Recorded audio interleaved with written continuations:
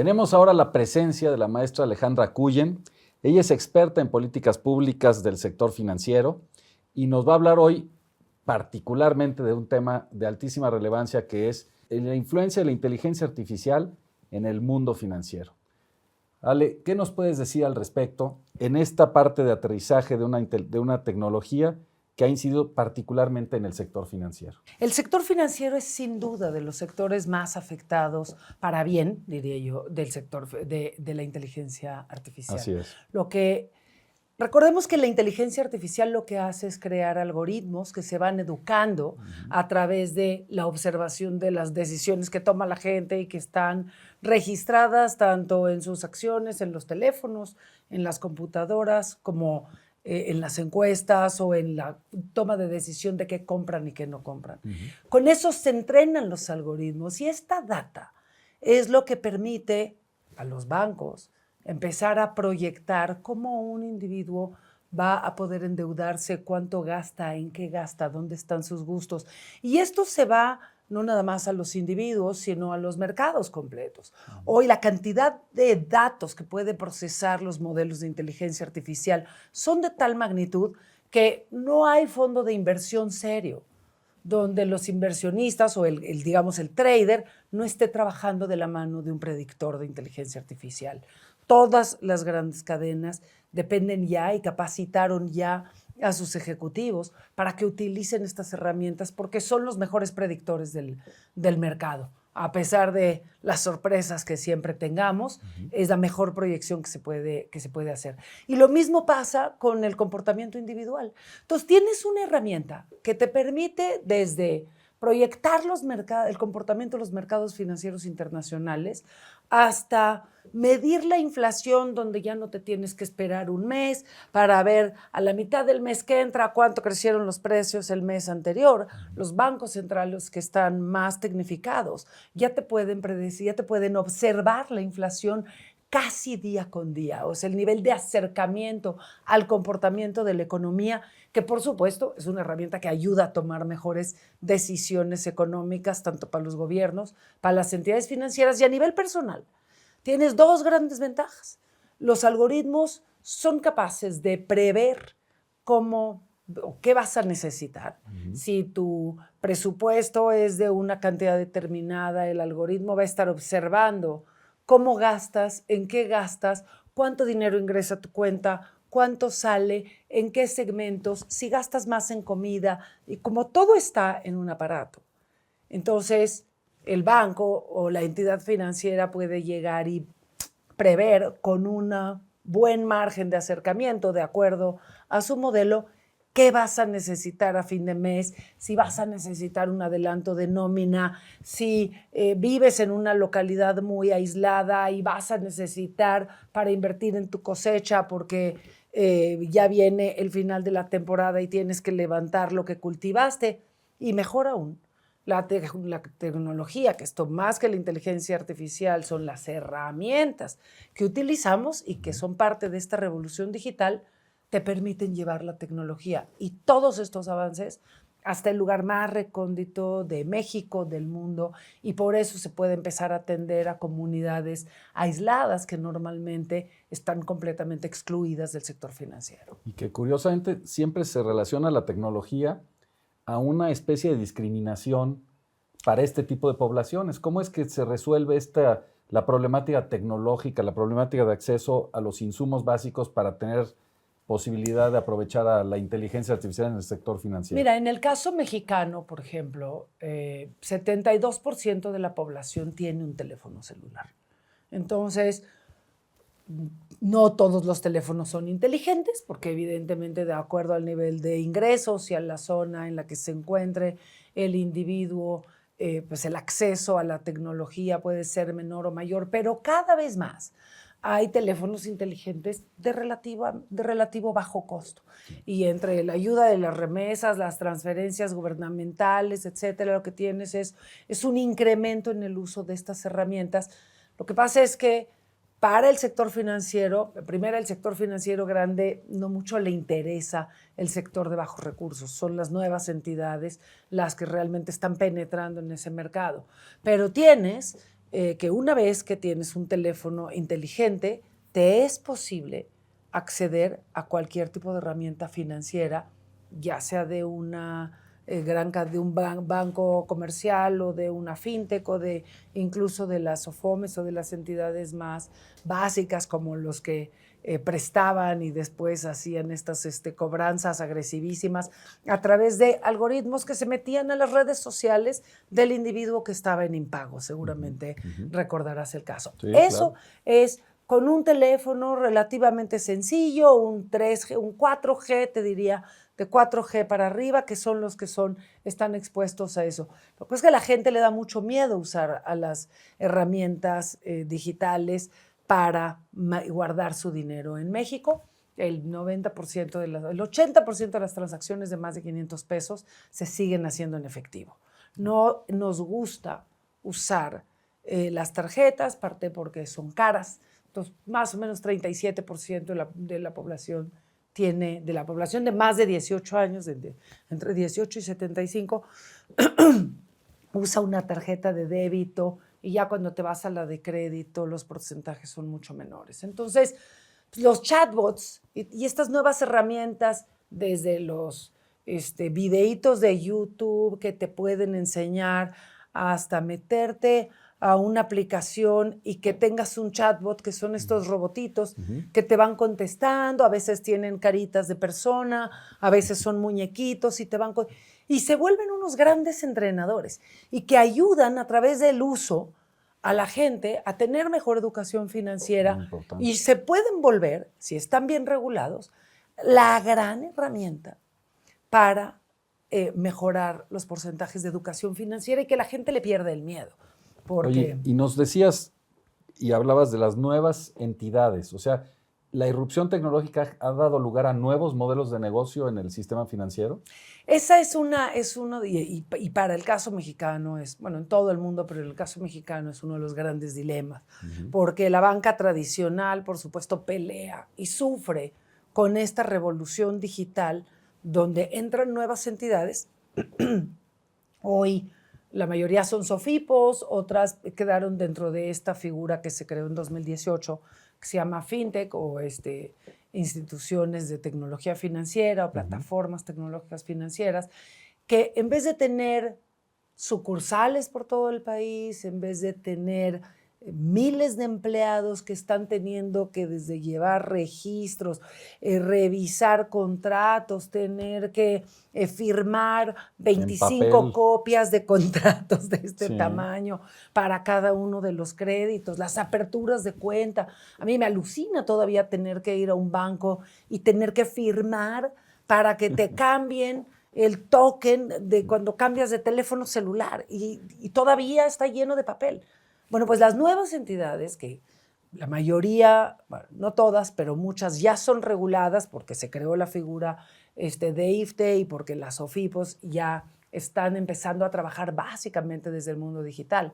No necesitan nada de Nacieron en el mundo digital. Nacen con un manejo de bases de datos completamente distinto a lo que tiene el mundo tradicional, con mecanismos para reconocimiento del usuario, donde pueden desde ver la retina, revisar ante las bases de datos de RENAPO si la CURP existe y realmente corresponde a esa persona, pueden revisar las bases del INE para ver si la persona de la foto coincide con la persona de la foto de la credencial que está presentando el usuario. O sea, son mecanismos donde ya es muy fácil abrir una cuenta en esas entidades sin que tengas que ir al banco a ver si el señor te ve feo o el señor te habla bonito, sin que tengas que firmar 300 papeles con unos contratos donde no sabes ni a qué te estás comprometiendo. Acá todo es muy ligero, es muy fácil, es muy accesible y aunque la regulación todavía es compleja en México, pues es mucho más fácil abrir una cuenta en estas entidades que en las otras, aunque no interactúes con ni una sola persona. Pero la parte más importante es que en términos de costos detrás, pues los costos de operación son infinitamente más bajos que los de la banca tradicional, que tienen que pagar sueldos, pasivos laborales, papeles, impresiones, segmentos de almacenaje donde necesitas guardar todos los expedientes de cada uno de los clientes. Las evaluaciones crediticias, por ejemplo, pues son con estos algoritmos que van utilizando tu información y pueden prever tus necesidades como usuario. No necesitas a 3 personas que están en un banco tratando de entender qué es lo que te gusta, qué es lo que no, y viendo si les estás mintiendo o no. Y entonces castigándote con tasas altas y bajándote los montos lo más posible porque no quieren asumir ningún riesgo. Pero entonces, ¿estas entidades sí contribuyen a la inclusión financiera o las ves adversas a la inclusión financiera? Estas entidades son cruciales para la inclusión financiera, y esto tiene que ver con, en primera, que los bancos no quieren entrar.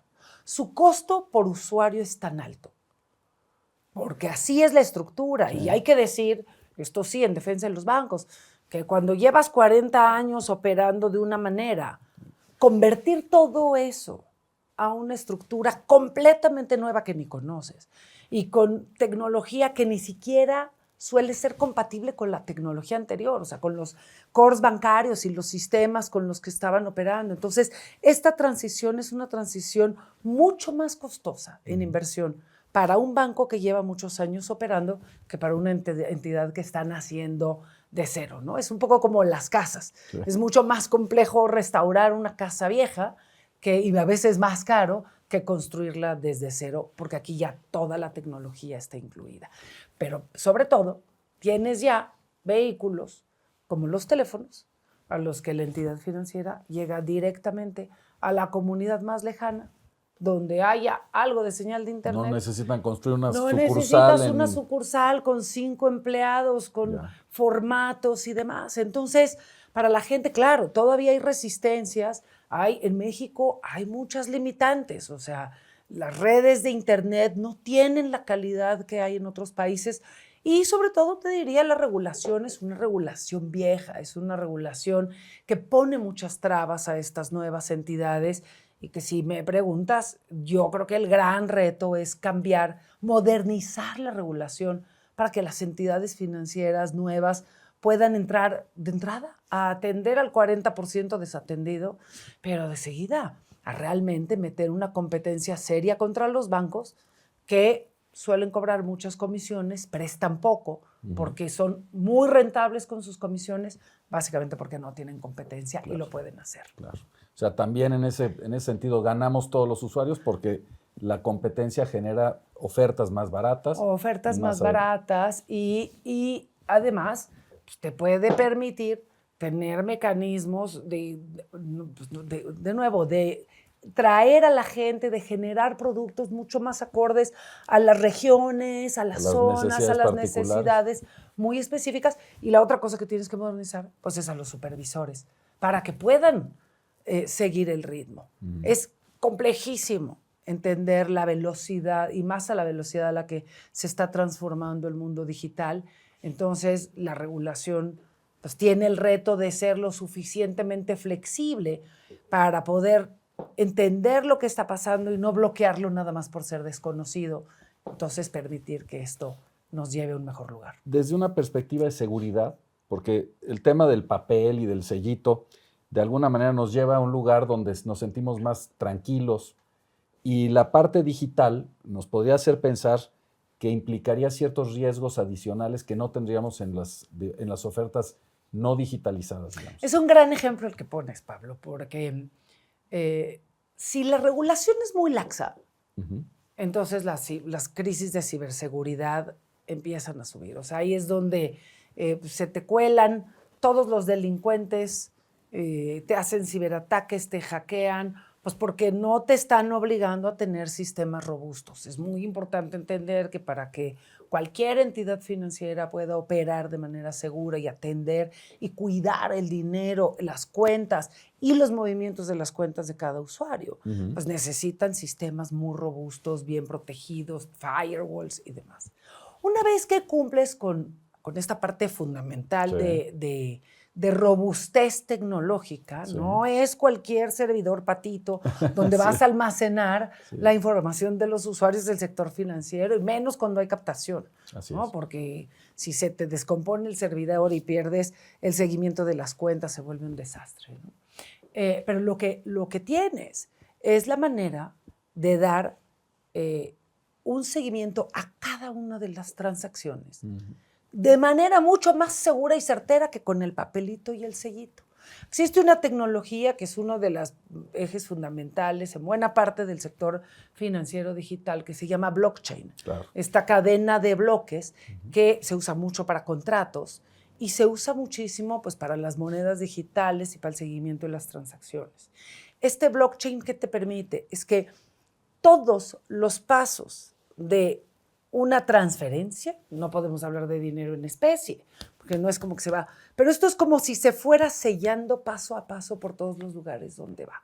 Entonces, si yo voy y quiero comprar un coche con dinero digital, ese dinero, esa transferencia que yo voy a mandar a la agencia de coche, va a traer el sello del Banco Central, pero son sellos digitales, que son muchísimo más complejos que los que le ponen al papelito. Así es. Es mucho más fácil de falsificar un sello de papel que cualquiera de las cadenas, ahora sí que las cadenas de bloques, que son las que te generan las firmas digitales a través de estos sistemas. Entonces, no todas las firmas digitales se hacen con blockchain, pero sí, esas son las más seguras y son las que se están implementando para contratos grandes o para inversiones muy importantes, pero es hacia donde va la industria. Uh-huh. Y de todas maneras, digamos, el equivalente anterior, pues son estas cadenas, seguramente todo el mundo ha visto, cuando generas un CFDI, uh-huh. Pues te viene tu cadena, todo tu sello digital, que no es más que una secuencia de letras y números larguísima, que no te la pueden falsificar. O sea, no hay manera que te la falsifiquen. Entonces, mayor inclusión financiera, mayor seguridad. Claro.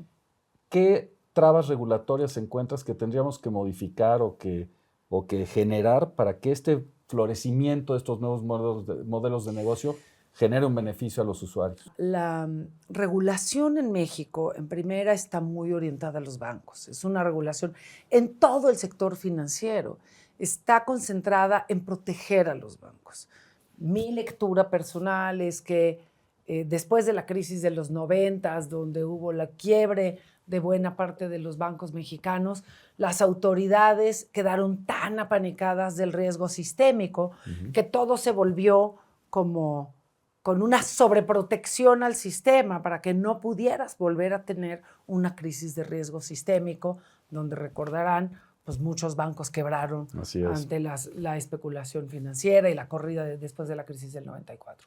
Entonces, para que los bancos estén seguros, estén protegidos, estén cuidados, tienen muchos privilegios. Uh-huh. Tantos privilegios que no prestan y son altamente rentables, cuando la industria financiera, en principio, pues el eje de la rentabilidad es que tú recibes dinero de los depositantes, pues les pagas un rendimiento y ese dinero se lo prestas a gente que quiere crédito y les cobras un poco más. Eso se llama intermediación financiera, y la diferencia entre la tasa activa, la activa y la pasiva, pues es tu margen financiero y eso es tu utilidad. Eso hoy no sucede.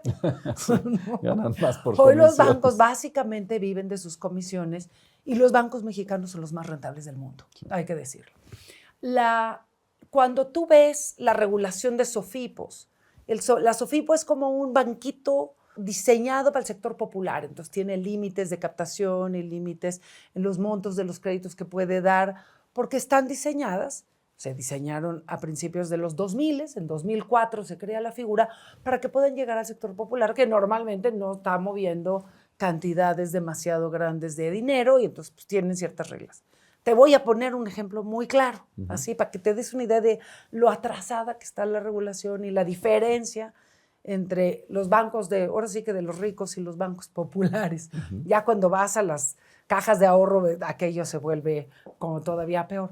Pero los bancos ya tienen apenas hace un año, una figura que se llama corresponsales digitales. Entonces tú puedes ponerte de acuerdo con Mercado Libre o con alguna de estas tiendas en línea, y esta de la tienda en línea te va a generar una cuenta o te va a mandar al cliente para que abra su cuenta contigo y pueda comprar en su tienda, ¿no? A Amazon o cualquiera de estas grandes. Las SOFIPOS no pueden, porque la regulación establece que necesitas tener una corresponsalía, y te lo dicen así los reguladores, de ladrillo, o sea, una tiendita. Lo puedes ver en la práctica, en por qué Nubank está haciendo corresponsalías con tienditas en todo el país, y eso le ha dado la gran penetración incluso a los municipios más marginados, rompiendo completamente el esquema de la banca tradicional, que pues ellos no pueden salirse de las grandes ciudades, no pueden salirse si acaso de las ciudades medias, y si van a tener una corresponsalía, pues no puede ser menos que Oxxo, Seven, que son las cadenas grandes, que son las que están sistematizadas y que es lo único que aceptan. No están dispuestos a invertir en que una tiendita pueda tener su sistemita y eventualmente intercambiar información contigo y facilitarle el acceso de sistemas financieros a toda la localidad. Muy bien. Entonces, es una manera de ver lo atrasada, esas son asimetrías entre entidades, pero luego tienes este miedo tanto de Banco de México como de la Comisión Nacional Bancaria, porque no conocen la tecnología muchas veces. Entonces, México creó el SPEI, que es un sistema de pagos digitales para que entre bancos puedas hacer transferencias. Pero si tú no tienes cuenta de banco porque vives en un pueblo muy lejano y no tienes cuenta de banco, lo único que tienes es tu tienda departamental de Electra, ¿no? Pues ya no pudiste hacer transferencia y lo único que te queda es hacer un cobro en efectivo y un pago en efectivo. ¿Por qué? Porque el SPEI requiere cuenta de banco, y si tu banco o tu entidad financiera no es un banco comercial, te cuesta el SPEI.